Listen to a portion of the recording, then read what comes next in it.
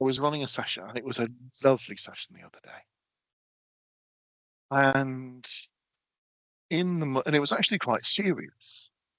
And I went into the session, as I do, bumbling along, boom, boom, boom, boom, boom. And then people started sharing stuff that was quite heavy. They didn't share it with a sense of heaviness, but it was this was genuinely quite difficult lived experience that was in the room. And so in the moment, I found myself pausing, slowing down a little bit, maybe taking a little bit longer to ask those open questions. And it got me thinking about that emotional temperature. And if there's anything to break down about what happens when that emotional temperature changes in the room, how you deal with it. What do you think, Svenari? I think this is something I find so difficult, and especially if I start to overthink, because I try then to analyze. Because I'm maybe a little bit like you, so that high energy level. For me, I use humor a lot. It's supposed to be fun, but you could end up being really disrespectful if the temperature or the situation in the room is very serious, grave. So the thing is, for me, it's about that awareness to help myself be aware of that exact thing, and then try to kind of match that.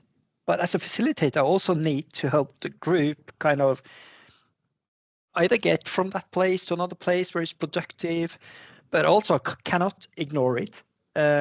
So, would you have any ideas or specific tools or methods that you would apply in a situation like this?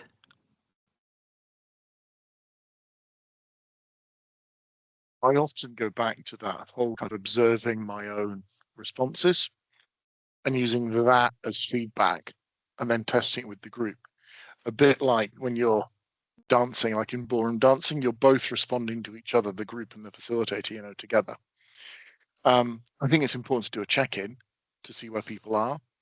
And I think to try and maintain that balance, because what we don't want to do in the moment is lean too far into that emotional content if it's not appropriate and not ready for the group.